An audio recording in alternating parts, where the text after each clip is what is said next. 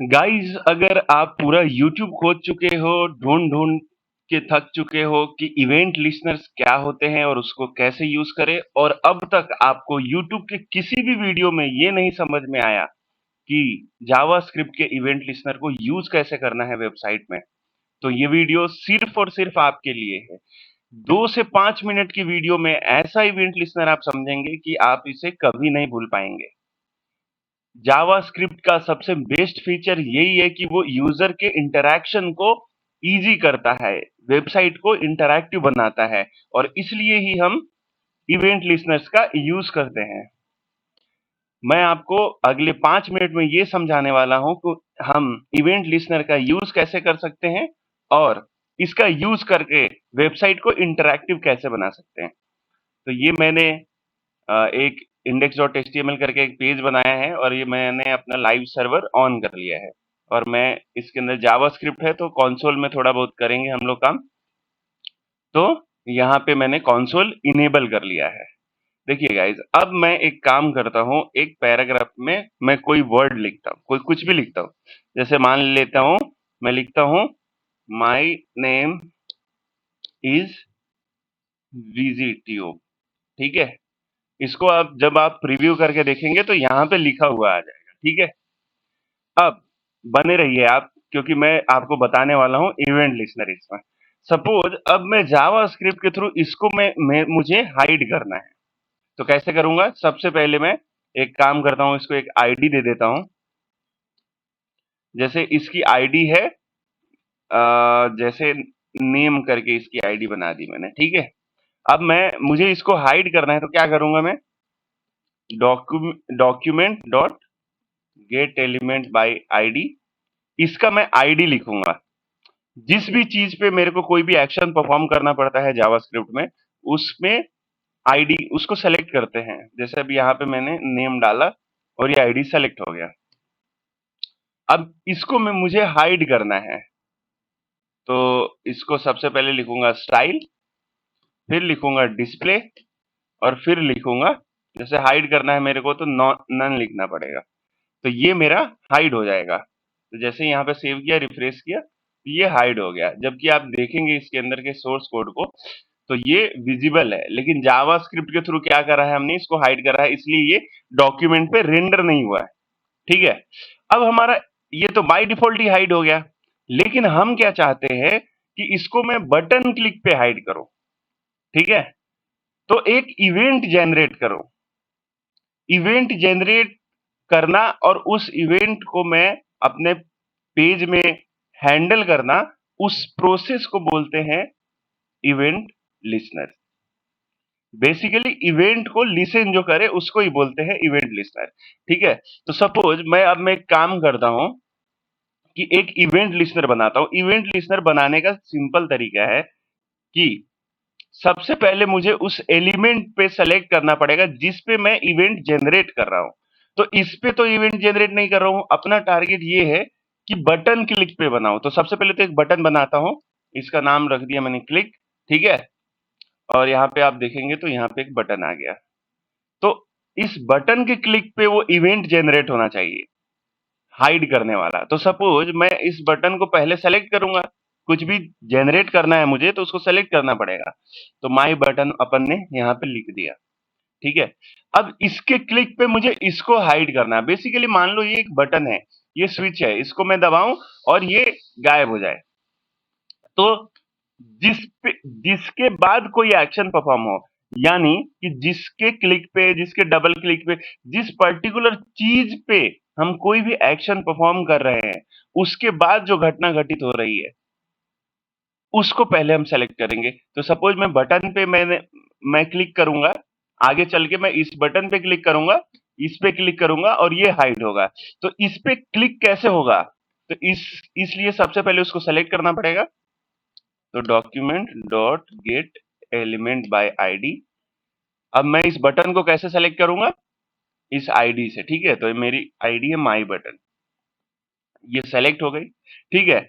अब मैं क्या करूंगा, करने क्या वाला हूं?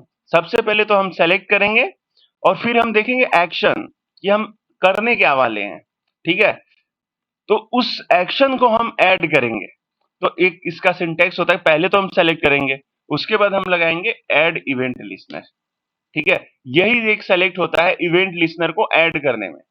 तो कोई इवेंट है, उसको हम कैसे ऐड करेंगे? तो सबसे पहले आपको जिस चीज पे इवेंट हो रही है, सपोज मान लो इस जगह पे हो रही है, इस जगह पे हो रही है, यानी बटन पे हो रही, तो सबसे पहले मैंने उसको सेलेक्ट किया और उस पे मैं इवेंट लिस्टनर लगा रहा हूं, ठीक है।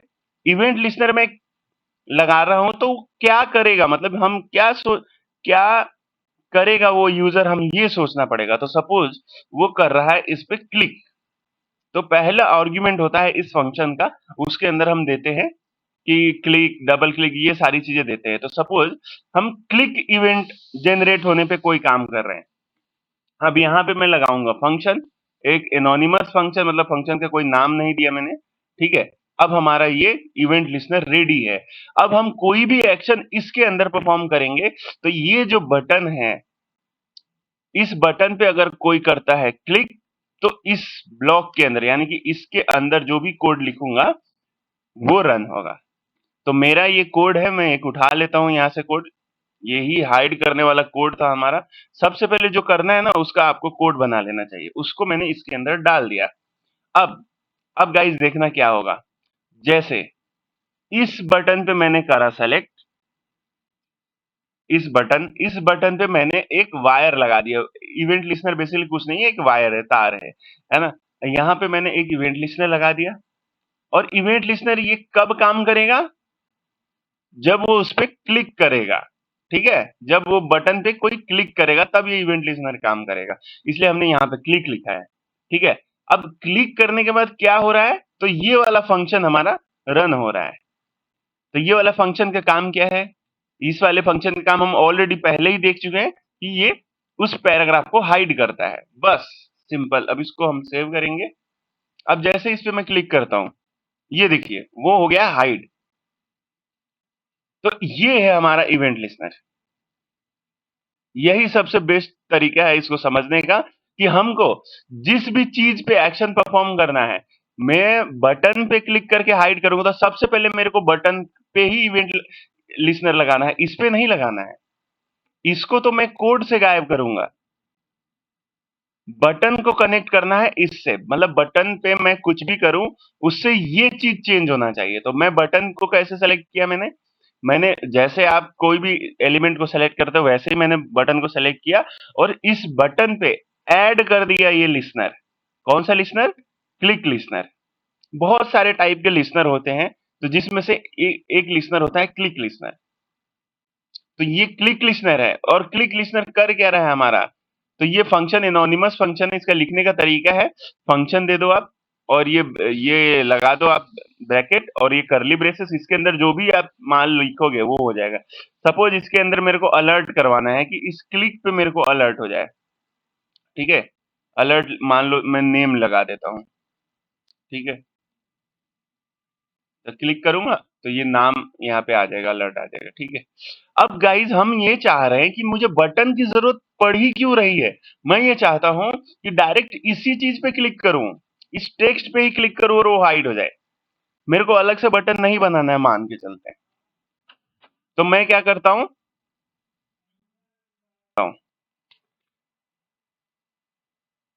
तो गाइज अब हम लोग ये चाह रहे हैं कि इस बटन पे क्लिक करके तो ये हाइड हो ही रहा है, या क्लिक करके कोई एक्शन हो रहा है। मैं ये चाहता हूं कि जिस चीज को हाइड करना है मुझे, उसी पे क्लिक करूं और वो हाइड हो जाए। तो अपने को करना क्या है, इस पे क्लिक करना है और फिर वो हाइड होगा। तो इस पे क्लिक करना है, इस चीज के लिए हम इसका इवेंट इसको कनेक्ट करेंगे। तो सपोज अब बटन को हटा देते हैं एक बार, ठीक है। इस सब को हटा देते हैं, बस ये वाला नीचे वाला जो अपना हाइड करने वाला कोड है उसको रखे रहते हैं, ठीक है। अब ये प्रीव्यू देखें आप इसको। अब इसको इस पे क्लिक करूंगा तो ये हाइड होना चाहिए, ठीक है। तो क्लिक किस पे करना है मुझे? इस पे, ठीक है। तो इसी को सेलेक्ट करेंगे, डॉक्यूमेंट डॉट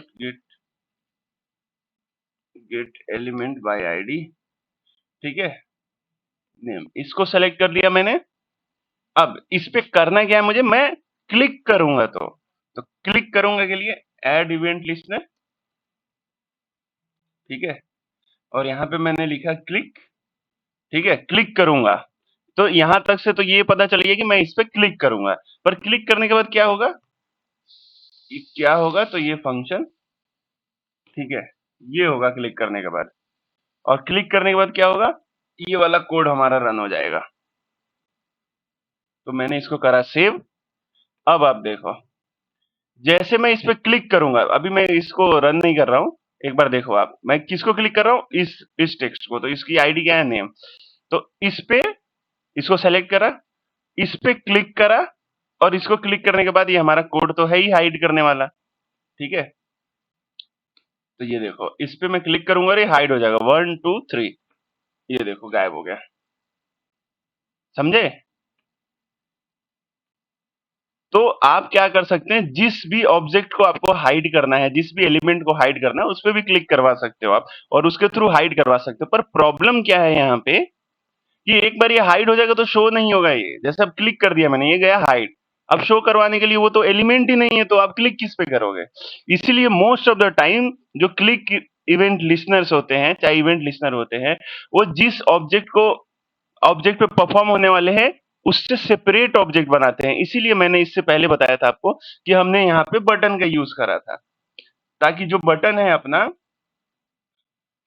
अगर इस पे मैं क्लिक करके इसको हाइड करता हूं, तो हाइड होने के बाद ये एलिमेंट तो हाइड हो गया, लेकिन ये बटन तो हमारा बचा हुआ है, तो इसलिए बटन पे वापस क्लिक करके मैं इसको शो भी करवा सकता हूं। अब हम लोग ये देखते हैं, जैसे इसकी एक आईडी दे देता हूं मैं, माई बटन, ठीक है, ये आईडी हो गया मेरा माई बटन, ठीक है। अब इस माई बटन पे क्लिक करना है, तो यहाँ पे कुछ भी नहीं करना है, यहाँ पे माई बटन लिख देना है, ठीक है, और इस पे क्लिक करूंगा तो वो हाइड हो जाएगा। अब मैं ये चाहता हूं कि ये हाइड तो हो रहा है, पर इसी पे वापस क्लिक करूं तो शो भी हो जाए।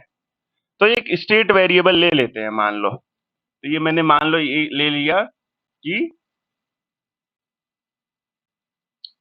अभी शो हो रहा है, तो इसको शो इक्वल टू ट्रू लिख लेता हूं, शोइंग लिख लेता हूं, ठीक है, शोइंग इक्वल टू ट्रू लिख लेता हूं। अब मैं यहाँ पे इफ एल्स का थोड़ा सा दिमाग लगाऊंगा, अब लिखूंगा इफ शोइंग, अगर शो हो रहा है तो यहाँ पे हाइड कर दे, ये हाइड का कोड तो है ही हमारे पास, ठीक है, और एल्स लगा देता हूं यहाँ पे,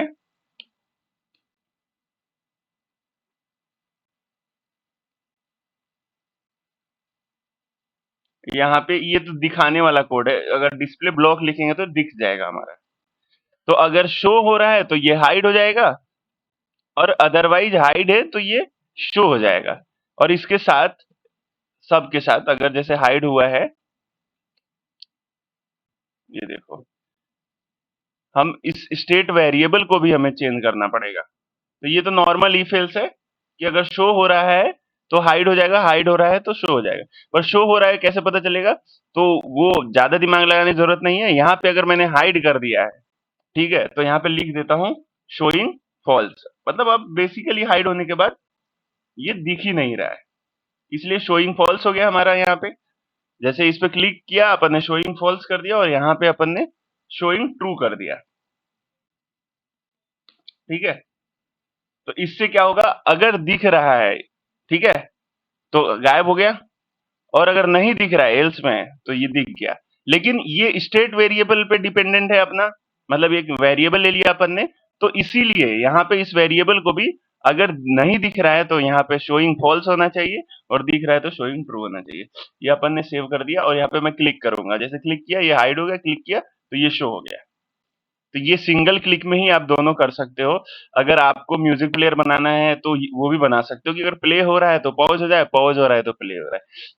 तो ये इफ एल्स के थ्रू भी आप बना सकते हो। लेकिन मेन चीज यही है, आपका जिस भी चीज पे अपने को क्लिक करवाना है, तो उसको लिख दीजिए आप, और क्या होना चाहिए क्लिक होने के बाद, वो यहाँ पर लिख दो। सो अगर आपको वीडियो अगर 50% भी समझ में आई होगी, तो इस वीडियो को लाइक कर दीजिएगा, और चैनल को सब्सक्राइब कीजिएगा, इस तरह के अपडेट्स के लिए, इस तरह के वीडियोस के लिए, कोडिंग सीखने के लिए। Thank you.